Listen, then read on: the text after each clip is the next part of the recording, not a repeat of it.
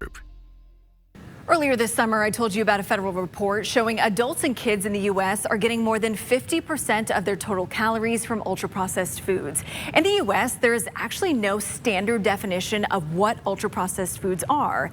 Instead, most health experts use the NOVA classification system developed by researchers in Brazil.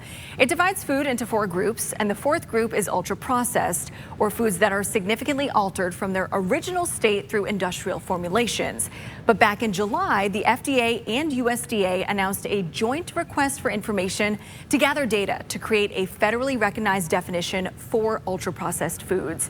We know the health of your family is important to you, so I met with a registered dietitian at a local grocery store to walk us through her recommendations for a nutritious diet. So as you're walking into the grocery store, what do you recommend to clients? How do they even start at the grocery store?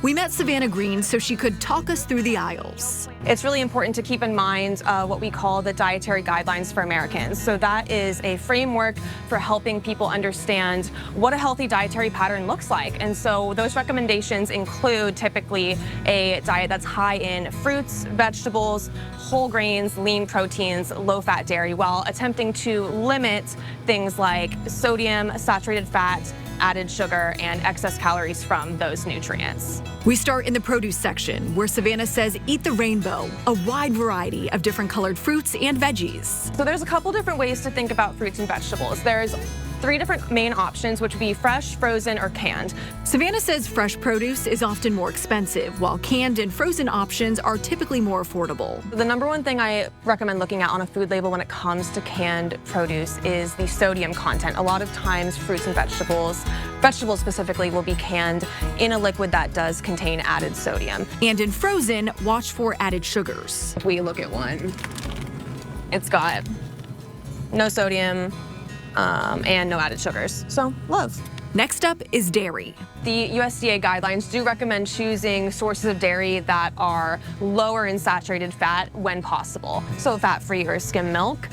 You can also look at these things when it comes to products like cottage cheese or yogurt. Protein can be, there's so many options. How do you go about protein? Yes, so we're ideally going to be looking for lean sources of protein, which means, again, decreasing that saturated fat content. So we know that meats specifically that have a lower saturated fat content would be things like poultry, so your chicken, your turkey, or seafood. And if ground beef is more your style, choosing one that is the highest possible percentage of lean to fat in that product. Grains, another very important section. What do you look for when you're tackling the grains? Yes, so we know that the guidelines recommend whole grain products whenever possible. And so the first thing would be looking at the ingredient list. So if you see that the first ingredient listed says whole grain, something whole wheat, 100% whole wheat, something of that nature, that's a good indicator. Another indicator is looking at the fiber content. We know that whole wheat, whole grain products tend to have higher fiber content, which is very important for